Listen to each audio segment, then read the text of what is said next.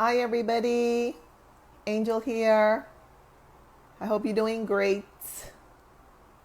I'm super excited to speak with Kaylin today. And thank you so much for joining.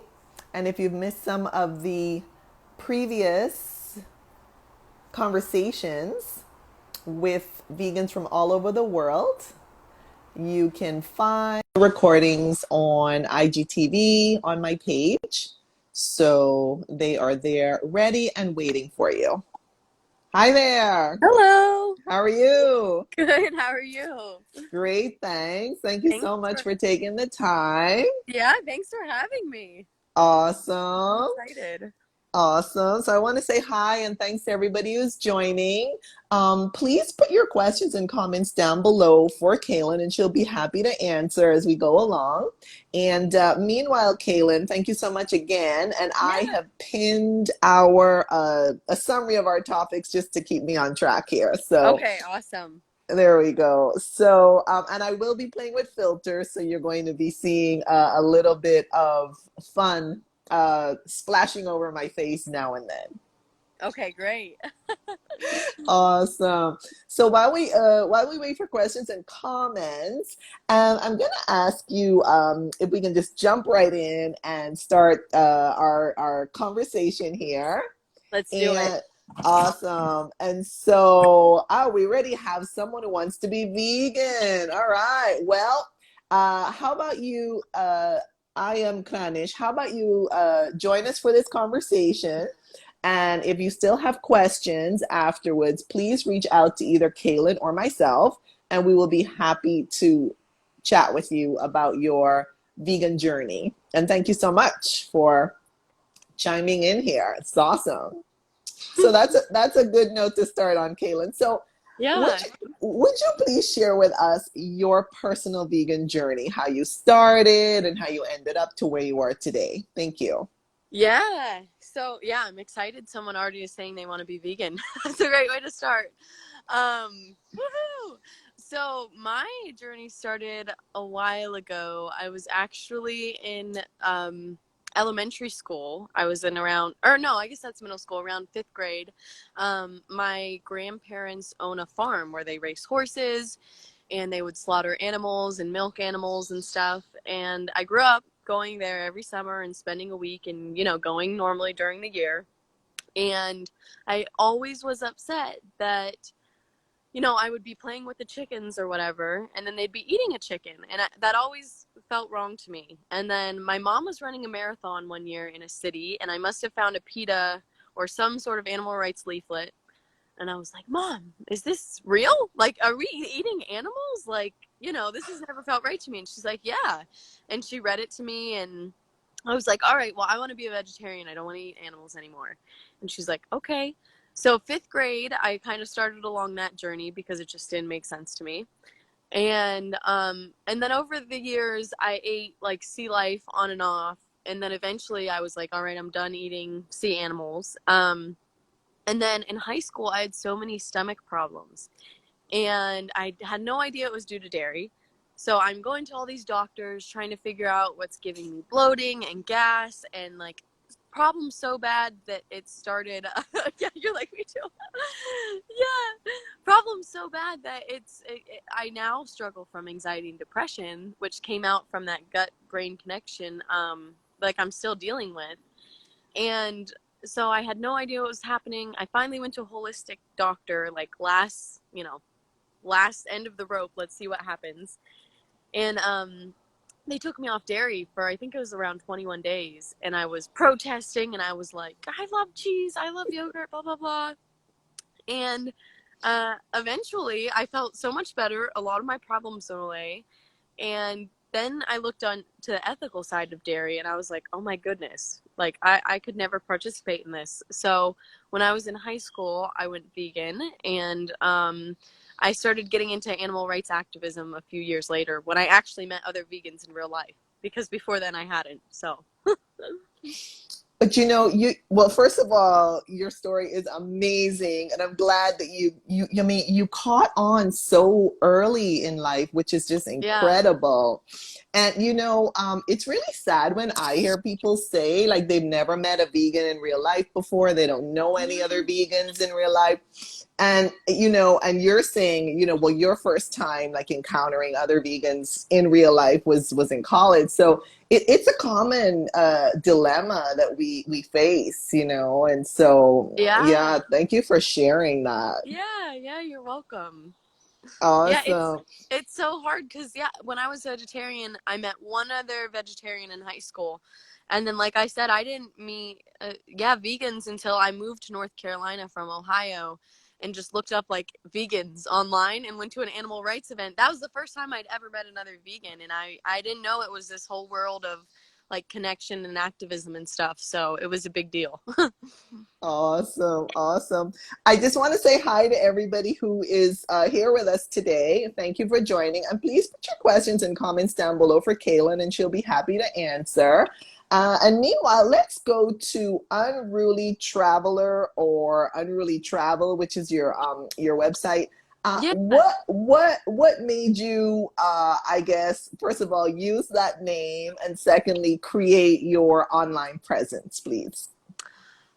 So yeah, when I graduated high school, I actually went to be an exchange student in South America for a year.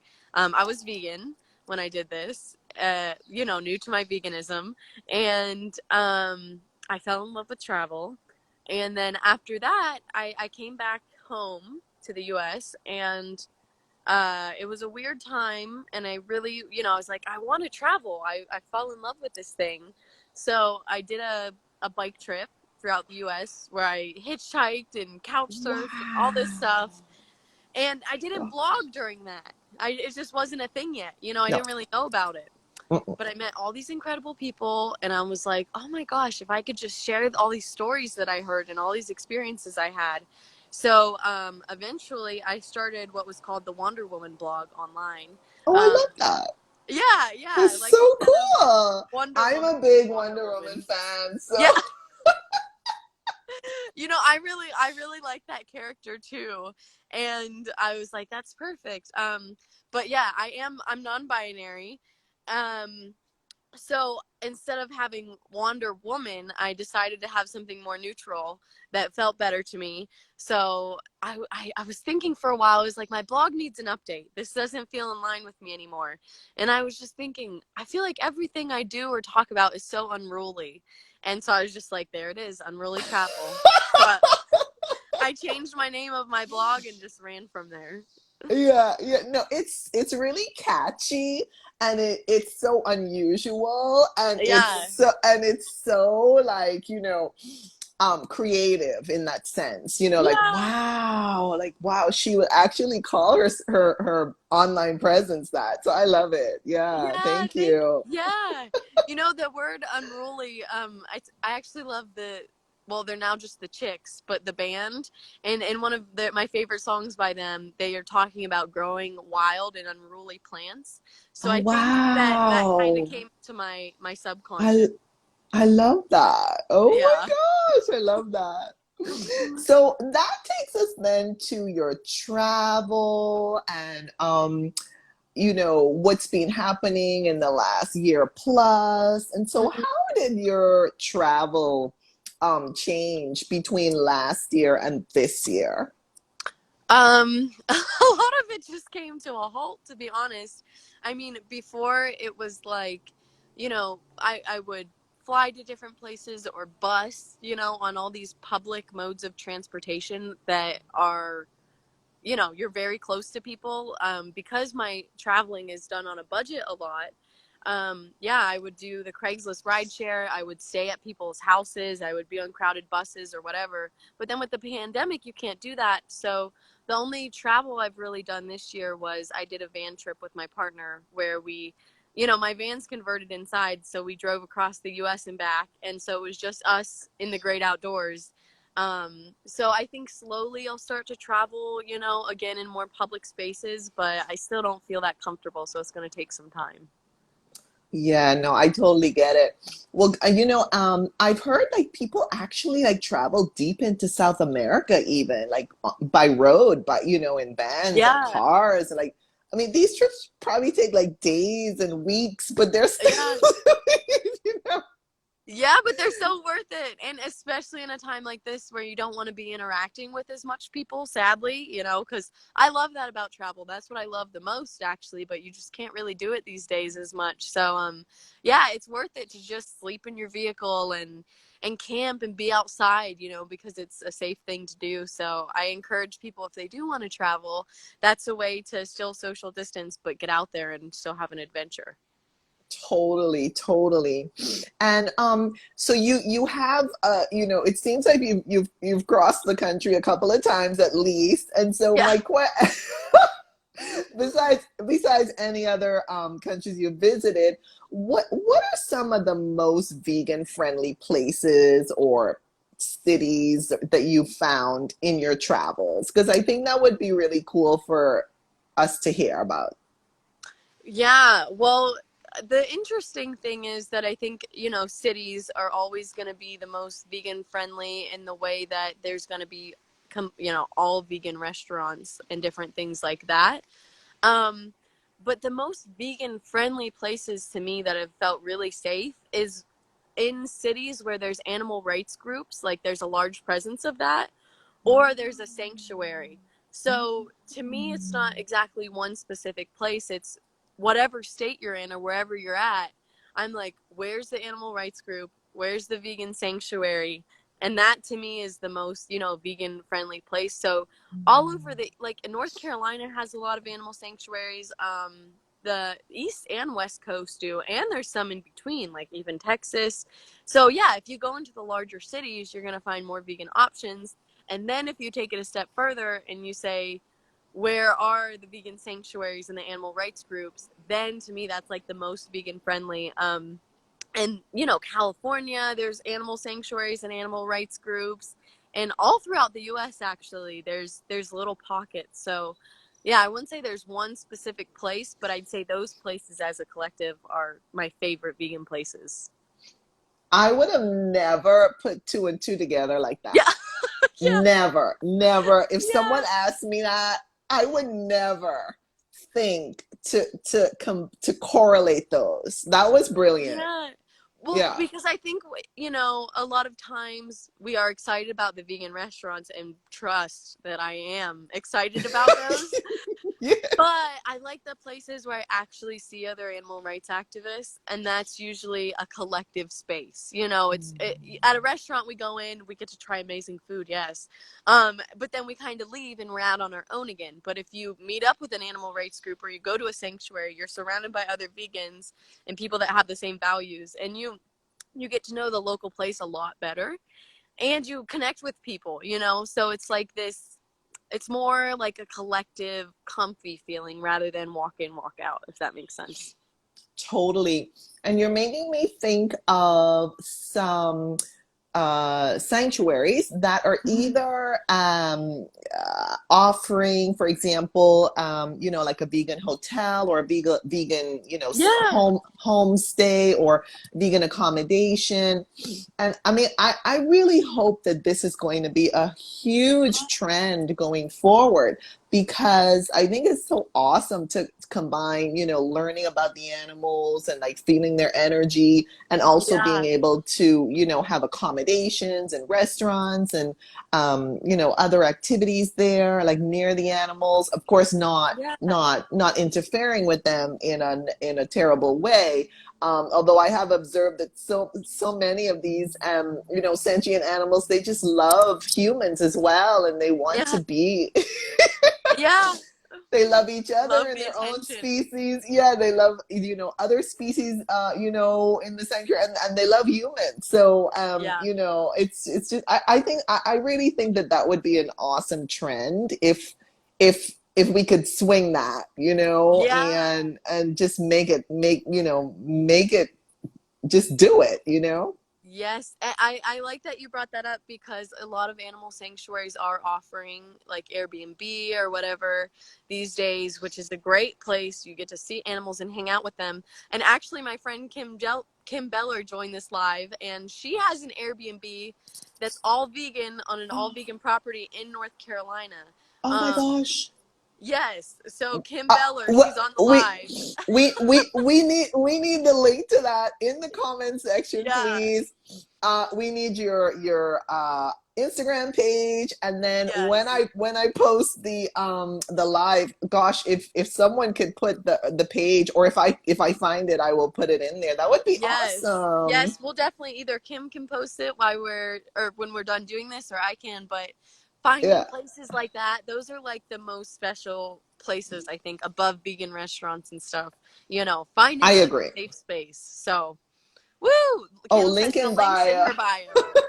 Well, brava to you, Kim. Thank you so much for doing that, because I really just, I think that if more people could see the nature of these sentient beings, I think that it would click. I think they would Yeah. understand that, these animals who are non-human, they have their own lives and their own Yeah. purposes and roles and emotions, and they care about, their own priorities. And, who Mhm. are we to go and breed them, to feed them to humans, and this, terrible vicious cycle.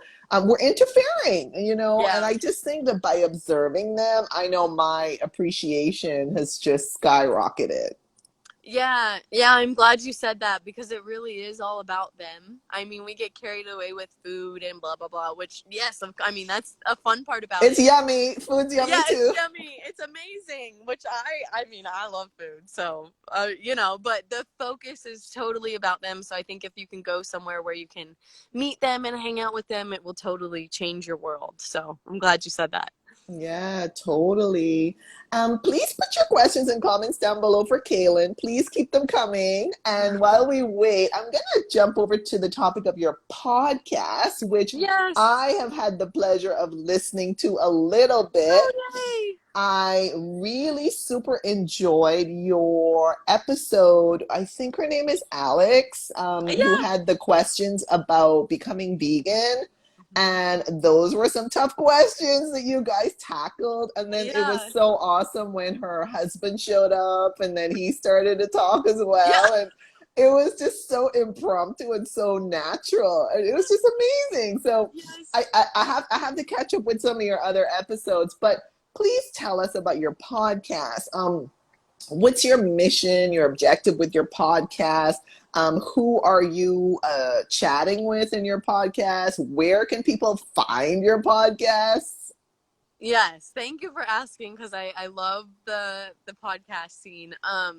So my podcast is called the Unruly Podcast, and you can find it on my website at unrulytravel.com, or you can find it on iTunes, SoundCloud, Apple Podcasts, wherever you listen. And Spotify. Spotify, there you go. Yes, thank you. And so not every episode is about veganism per se, but of course I'm vegan, I'm anti-speciesist, so there's always that theme in it. And you're never going to hear someone come on and be like, I love eating this animal. You know what I mean? It's like a safe place where vegans can listen to topics that are not only about veganism, but they know that they're not going to be traumatized with having to like hear someone trying to normalize that.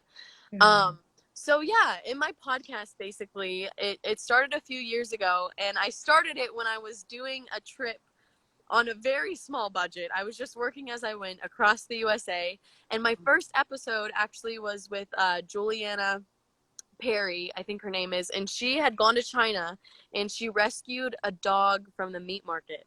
So Oh that was my the heavens. yeah, that was the first episode of the podcast. So it got off to a great Oh, start. And then after that, I would just interview, people that I met along the way. So they have interesting stories like that. And then if I would experience something really profound or life changing or intense, whether it's activism or a story that happened with traveling, every once in a while I do my own episodes where I don't interview anyone. But most of them are interviewing a guest, and a lot of the guests happen to be vegan because I meet a lot of vegans in my travels. So if you go on and listen, you'll hear about, you can look through the titles. They'll give you a good sense of what it's going to be about. You'll hear about skydiving and hitchhiking and staying at a slaughterhouse for 24 hours and going into a slaughterhouse and going into factory farms during a hurricane. And then you'll hear about couch surfing. And so there's all these different subjects, but they are really combined by this unruly alternative way of living and having compassion for everyone. So that is the Unruly Podcast in a nutshell. No, no, and I love that. I love that you switch it up and mix it up, but you still Yeah. have at the core, you still have your core message. So I think Yes. that's awesome. Yeah, Yes, yeah. thank you. And I'm glad you listened to that last episode with Alex because it was so awesome that she was like willing to go on because she wanted to be vegan. But everyone has questions, and once you're vegan for a while, you're like, no big deal. But I remember having those questions. So that last, I think it wasn't my last one, but the one before that, and it's called Not Another Vegan Debate, is a great episode to share with friends and family who have all these questions, and you might be tired of answering it, and you're like, listen to this hour-long podcast, and if you have more questions, I'll talk to you afterwards, but hopefully this answers a lot of them. No, it's true. And, podcasts are so popular nowadays, number one. Number two, they're so convenient, you can just Yes. kind of, I often listen to them during my walks, to get exercise and fresh Yeah. air and sunshine and still, learn and be entertained sometimes, so it's a super cool platform, I think. Yes, I enjoy them for the same reason, so yes. Awesome. I have to Awesome. say there's a little inchworm on my finger too while Hi we're talking. there. Hi there. Yes, yeah, we see you. We see you. You came to say hi. Just inching along. Just inching along on my hand. I love it. Just thought I'd W- introduce the other guest here. There we go. We a guest appearance. Yes, a very vegan guest appearance. I love that. So we have a question, and that is from I am Cranish. How to handle detox symptoms? Do you have any thoughts on that, Kaylin? Yeah, so I feel like I had detox symptoms when I first cut out cheese. Um, whether that is feeling like you don't have as much energy or feeling cravings that you're like, oh my, I'm just gonna, I can't stand it anymore. So sometimes when we do change our diet, we do have these detox symptoms or these cravings. Um, and I think it's important to, one, if you do the education, you know why you're doing this so that when those happens, you know that they're temporary and you're going to get through them. Because if you don't really know why you're doing it, you're just going to be like, oh, I can't stand this anymore. I'm going to give in. And then, so knowing why you're doing it. And then also on those days that you're having those detox symptoms, if you start to feel that way, I just like to be really mindful with my body. And if I'm feeling extra tired, I'm not like something is wrong with me now. Like everyone seems to jump to, I don't feel good while I'm going vegan at first. So this must be wrong. Your body's just getting used to it. So instead, I said, okay, well, my body's tired. I'm going to rest. I'm craving this thing. What's the plant-based version? And then you get through it and then it's gone. So I think just hanging in there, paying attention to your body and giving your body what it needs, but still in line with your values. Totally. I agree with everything you said. And I would just add, I think with detox too, obviously, it's natural because if we have been filling our bodies with mucus forming foods, foods that create inflammation and bloating and all kinds of other stuff. It's going to take a while if we switch to what people call a more alkaline diet, a more plant-based diet, a vegan diet that doesn't have those foods that are, very mucus forming, etc. It will, our gut bacteria is getting used to new sources of food, right? So that's going to cause a little bit of turmoil, perhaps. Also, I'm not sure if this person is like even getting enough water or Yeah. liquids, and I mean like living liquids, like fruit juices and vegetable juices, or fresh fruits and fresh vegetables that are very, very, very hydrating. with lots of fiber as well. And all I think, if you're getting enough hydration, obviously all the nutrients that you need in your high, high vibration foods, fruits, vegetables, nuts, seeds. Yeah. I would say herbs, spices, lentils, beans, etc. If you're getting enough fiber, it's going to wash out a lot of that junk. It's going to sweep that junk out of your body, out of your system, out of your energy. The hydration will also wash a lot of that junk out Yeah. faster than if we are not paying attention, in my experience, to how much hydration we're getting, how much fiber we're getting. Also, depending on what you're doing, I don't know what this person's doing exactly. How much rest are you getting? How much sleep are you getting? Yeah. How much exercise are you getting? I mean, all kinds of things, not even getting into like relationships or anything else. So Right. what I'm trying to say is like, I would caution anyone who has switched their diet over to a plant-based vegan diet to not be too quick to blame everything on the diet either. The diet, quote Yes. unquote, the way you're eating, quote unquote, Yes. because there could be other things too. Mhm. Again, maybe you're not sleeping enough, maybe you're not getting enough exercise or fresh air or something else that's going on. And we confound everything, we mix everything up. And then, sometimes, one could blame it on the diet, quote unquote. And it's not Yeah. necessarily even the diet, but I would really focus on hydration. If that's the one thing I would say to anybody, just Yeah. make sure you're hydrated enough. Yes. If you're having the detox symptoms right after you transition to a plant-based diet, hydrate, rest, and you're going to get through it because your body's just flushing out all of that crap and all that stuff that is not good for it in the first place. Totally, totally. And we had a compliment for you from Kim. I love Kaylin's podcast. So Ah, there we thank you, go. Kim. Me too. It's really cool. I have to catch up with some more episodes, but super cool. And so Yay. that takes us to your blog, please. So tell us a bit about your blog, why you started it, what are your, some of your focus topics, and where people can find it. Awesome. Thank you. So, yeah, the blog you can find at unrulytravel.com, and that's kind of the new server. So, if that doesn't work for you on your computer, go to wanderwoman.online. Wander, WANDER. Sometimes that works better for people. But the blog is very similar to the podcast in where, the blog is more travel centered. So, it's like, in this city, at this national park, in this country, I either write about an experience, um, a food, activism, the location itself. And so, I have a whole page that has all the countries and states and national parks I've been to, and you can click on different ones. And so, if you're going to Thailand and you're vegan and you're like, what do I need to know before I go? Where should I go? And you're even like, how's my phone? Like, how much should I be paying for this thing? All these questions we have when we're traveling. I usually like to put up a guide after I've been somewhere. So you can go on the blog, you can read articles about certain places or activism, and there's a lot of vegan lifestyle things on there.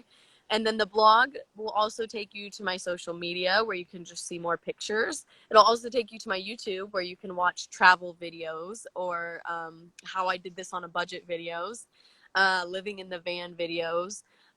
So yeah, it takes you to the podcast, it takes you to my YouTube channel. And so, yeah, there's a good combination of different things, whether you're looking for writing, travel tips, vegan tips, learning about activism. And I also like to cover stories. So it's almost like I feel like a journalist sometimes when I go to places. And for some reason, I feel like I get caught up in natural disasters a lot. So there's a lot of just stories about people doing really incredible things or people who might need a little bit of assistance and different things like that. So that's what you can find on the blog. There's an array of topics. So if you go to that search bar, whatever you're looking for, you might have quite a few things come up. That is cool. Oh, I love that. Thank you for pointing out the search bar. I love that. Yeah, yeah. Awesome. If you're like vegan Texas or weather Thailand, you know what I mean? It will bring up different things when you're just like, all right, how do I find this thing? That is awesome. Awesome. Please keep your questions and comments coming. And we're gonna keep going with the conversation as well. So, Kaylin, I saw that you are connected to the product Thinks. Yes. So, can you tell us a bit about Thinks? I guess, what do you think we need to know about Thinks? Yes. So for everyone listening, Thinks is a company who makes underwear for people who menstruate. And they also have underwear for those who don't anymore or are a bit older and might just have different issues with leaking. So they have underwear that are just equivalent to a panty liner. And then they have it for teens too, who maybe just started menstruating. So they have a whole line of these underwear. And the idea is that you can wear these instead of wasting a pad, a panty liner, a tampon, something disposable. And for me, they're also way more comfortable because, yeah, when I'm on my cycle, I would rather free bleed than have to buy something and dispose of it and spend money. And to me, it's just uncomfortable to wear different things. So you can get these underwear instead. And the underwear, they all hold a different amount of blood. So if your period's really light, you can be like, okay, which underwear are the best for light periods? If it's really heavy, or if you are looking for something to wear while you sleep, so you don't have to wear a tampon or a cup or something like that, they have all these different styles. And so I had been wanting to try them forever. And I finally tried them. And I actually got my things right before, a few pairs right before I went on a van trip where I would be out in the middle of nowhere. So I'm like, I don't want to be trying to change tampons, cups, all this stuff while I'm out in the middle of nowhere. I'm going to try these underwear in the van. Um, and I fell in love with them because they're so much more comfortable. You save a lot of money and they're definitely less wasteful. So, yeah, if anyone's interested in seeing them, you can go to my profile where I started talking about them. I applied to be a Thinks leader actually because I was talking about them already so much. And if you do shop with me through Thinks, you always save $10. So if you see something on my profile or you have questions and you're like, which underwear should I get for this and for all of these things, and they just launched a plus size. Well, they already had a plus size line, but they kind of redid it and they tested it on different people and they did different measurements and things. So they have sizes from like XXS to I think 4X. So there's quite a good size range and they're really good at if they don't fit, you can return them really easily, exchange them. So yeah, you can go to my profile and the link in my bio you can click on, and whenever you shop with me you get $10 off. And if you have personal questions, let me know because I'm so excited about them that I love talking about them. No, and I'm glad you offered that, option to people because, this is such a sensitive topic Yeah. and many people shy away from talking about it. It's like taboo almost in some circles. And so Yes. someone might have a very, private question. At least it's Yeah. private for them in their minds, and Yeah. that's totally fine. And the fact that you're open to, have like a direct message conversation with someone about that, um, is awesome because not everybody is comfortable discussing that, that we have a Yeah. cycle and that this is what happens during the cycle. And, Right. here's what could happen with leaking and inconvenience and discomfort and all of that, Right. so. Well, I'm glad you said that because I think it's such a thing that, like, we're given these products like tampons, even for example. I mean, part of it is so that you're not leaking, but I think that they were probably invented like, keep that away, keep that a secret. We Yeah, don't want to know about it. We don't want to see it. And we're no. so embarrassed if we leak or whatever. And for me, I'm over that. And I'm like, I just want to be comfortable. Like, I don't really care. Like, it happens. Not we all do it, but those of us who do, But it's like, approximately half of us, yeah, approximately half of the world, half the sky, yes. okay? Yes, and that's how humans are like brought into existence. So I'm like, I'm over being embarrassed about it, and I care about my comfort on my period. So that's why I encourage people to, try those things. So yeah, just they can always DM me and have a conversation about it. And I do like things because in different places around the world where people who menstruate don't have access to pads and tampons and stuff. I know that they're doing work in those communities to make having a period less of a taboo thing, less of a stigma around it, and get them period underwear as well so that they can be comfortable. Yes, and thanks for bringing that up too, because I've seen, that sometimes, this even keeps children from going to school. Like Yeah. it affects the education, Yeah. because they are not able to, care for their needs during this time of the month, as we would call it, Right. during this moon cycle. And that is tragic. That Yeah. in some places, young ladies are in some ways, disadvantaged just because they're menstruating and they don't have access to, the hygiene, quote unquote, that society says that we need. So Right. it's And it's it's horrific. it's really sad. And so if you can even get young people or those people underwear that they can reuse, they're not having to buy and search for products every month, which is, I think, was a genius idea. Like, let's give you one thing that you can wash and use every day. And even with me, even though I'm not in that situation and have a lot of privilege around that, I can wash my undies at night, hang them out to dry, and use them again the next morning. You know what I mean? So hopefully people who are in that situation, if they can get their hands on something like this, it'll allow them to reuse them and not have to worry about, where do I get this from every month? Totally. Besides all of the environmental and sustainable Yeah. benefits, of course. Yeah. So thank you for explaining all of that. Yeah. That's super important. And so our next topic is the topic of travel tips. And do you have a couple travel tips that you want to share with everyone, based on your experience, your research, your knowledge? Yeah, definitely. So I'll start out with some vegan travel tips because I think a lot of vegans are following you and watching. So one, if you go to other countries and a lot of times we don't have internet or whatever, it's awesome to know how to say, or even have a piece of paper that says, I don't eat animals, like I don't eat meat, I don't drink milk, all of these things. It's so important to know that before you go to another country.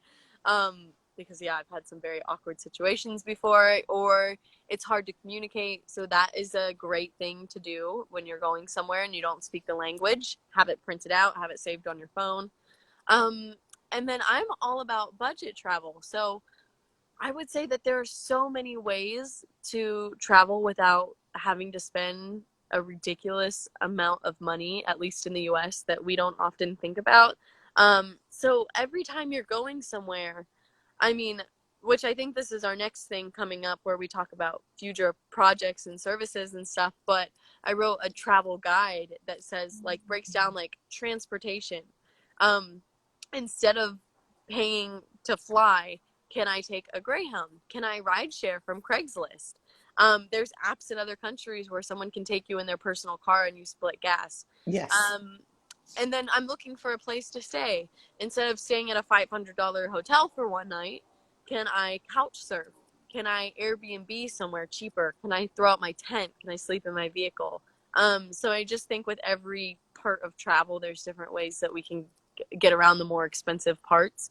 So I guess my tip would be always be thinking about these other things so that you can travel longer and smarter rather than just one thing at a time and it's so super expensive. So yeah, I kind of blend into the next topic already, but I feel like there's so many different tips that I ended up just writing a book about it. So I can be like, here you go. Totally. No, those are such awesome tips, and I just want to just pinpoint it. Particularly, I love the part when you said, keep a paper copy, because like you're saying, you might not have internet access or Wi-Fi or something. And also, your battery might, conk out on Yeah. you, or whatever the case might be. Right. Yeah. So I really like having that little backup option. That's really cool. So Yeah. please tell us about your future projects and services. You just gave us a sneak peek, and for those who follow you, they would have known about this as well. I caught a whiff of it. I think it was during one of your podcasts when you were talking about, your upcoming book. So Yeah. please tell us about your future projects and services. Yes. Well, the book would be the biggest one. It's already written. It's being edited by my publisher right now, which is really exciting. But of course, it is not specifically about veganism, but it's a vegan travel guide Yeah, to the U.S. on a budget. So, that's going to the be awesome. thank you. I'm so Oh excited my about it. gosh. Yeah. Basically, after I did that trip that I told you about with the bike and just hitchhiking and working as I went, that was a very low budget trip. I started out with $300 and a bike for that trip. Um, so the book was written after that, and it breaks down every single thing that we have to encounter when we travel, whether it's transportation, place to stay, money for food on the road, all of these things, and it breaks down how to do them on a budget. And it's not that you have to do all of them, but you can pull from different sections. Like, I want to save money in this place, so you look at transportation, or I want to save money in this place. So it talks about that, and it shares my personal stories.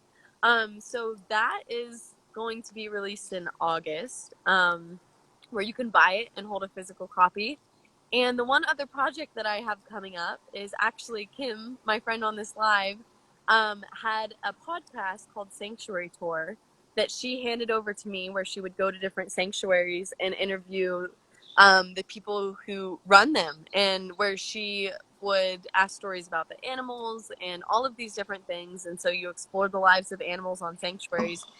And she handed over to me recently, and there's already, I think, maybe 20, 30 some episodes on there that are out, but I'll be taking it over and adding some more episodes. So if everyone also wants to check out Sanctuary Tour, all the places that you listen to podcasts or wrote, Awesome. sanctuarytour.org, that's Yeah, another she just put project. the URL there. Awesome. Thank Yes. you, Kim. Oh my gosh, I love sanctuaries. I need to check that out. I was not aware of that one. Thank Yeah, you. yeah. So Kim will still be, we'll still collaborate on things, and I visited a couple sanctuaries on my recent trip across the U.S., and those podcast episodes will be on there. So that's another thing. I'm hoping to get into it this week and start it back up again. So There, that's another project. yeah, and there's so many sanctuaries that are even like teeny tiny. However, they still need a lot of attention, Yes. um, and a lot of support and publicity, and so this is super exciting. Oh Yeah, my thank gosh, I have to add that one to my list now. Yeah, yes, definitely. And Kim has done a great job with it. And the last two sanctuaries, with you saying that, actually, that I visited on the van trip were smaller sanctuaries that not as many people knew about. So I'm very excited to share their stories because they're just amazing. Yeah, so Kim is listing Wild Heart Farm Sanctuary. I follow them. Yep, I follow them. Yeah, they're here in North Carolina. Oh yeah? Yeah, Okay. I really find it hard to keep track of where all of them are because I yeah, follow so many. And I'm really focusing on the animals, quite frankly. I mean, yeah, I do look at their bio and I'm like, oh, they're in such and such a place. But yeah, to me, the real energy is in the animals. And so I really just remember the animals. Oh, this particular sanctuary has mainly, I don't know, residents who are chickens, or another one yeah, mainly pigs, or like that. So I can remember, oh yeah, that one, they kind of focus on these particular animals or species, but it's, yeah. they're everywhere, and it's so hard to keep track of all of them, right? Yeah, I could not agree with you more. Totally, totally. Thank you so much, Kim. All right. And so please tell everybody, what are the best ways for people to contact you for information, collaboration, questions, etc.? Yeah, so I am very active on my Instagram. So if you click over on my profile, you can always DM me. I check the messages. And then if you go to unrulytravel.com, there's also a contact page. And if you email me at hellounrulytravel@gmail.com, that's a great way. But yeah, if you head over to my website, from there you can find the YouTube and the Instagram and the podcast and all of these things. So that's a great place to start on the website, scroll down to the bottom, and you can find all of these things in one place. Totally, totally. So before I wrap this up with the final question to you, Yeah. Kaylin, I want to thank you so much for taking the time. I know you have a busy schedule. I know everybody is also very busy. So thank you for those who watched either live or on the replay. And so with that, I'm going to ask you, Kaylin, to please share with us your final thoughts. Just kind of wrap this all up for us and put a bow on it, please. Yes, I would say that a big reminder that veganism is definitely a social justice issue. It's a social justice subject and a social justice movement, and any social justice movement can have its problems and hang-ups and stuff, but I really think that this one is and should be all about love and compassion, and whether it's for the animals, the planet, ourselves. I think that you if you're following that, it's harder to go wrong, and I know it can be intimidating to get into new movements and lifestyles, but I really encourage everyone who's trying to get into the vegan lifestyle or vegan movement to find people that really speak to you and follow sources that really make sense to you. And I hope that they are welcomed with open arms. And they can always, I'm sure, reach out to you or me or even Kim there in the comments, and we'll try to help you as best we can. That was so awesome. Thank you so much for ending on such a high note and really, bringing it back to, like you say, the core, the essence. And that is, for me, the sentient animals who are not allowed to live their lives as they were created to live. And so, and of course, we have lots of humans who are involved in this whole debacle, and they are also suffering, so there's human suffering, there's non-human suffering, the planet suffering, so thank you for bringing that in. Thanks for all the work you're doing. I know you do loads of activism and bringing awareness and all of the platforms that we just discussed. And so thank you so much. And Kim is saying, high vibe, ethics, and love for all sentient beings. Thank you, Kim Beller. I think we should just end. I think Kim really put some sparkle. She put some glitter on the boat. She always does. Well, thank you so much for having me. I'm so glad you're having these talks and sharing all that you share, and I'm so honored that you thought of me. So thank you so much for having me. Thank you, Kaylin. Thank you, everybody. So Kaylin, I'm going to save this now to Instagram, IGTV, stories, and my feed, and then I will message you after. Yay, thank you so much. Thank you, Kaylin, and thanks, everybody. Take care. Thanks, Bye-bye. everyone. Bye-bye.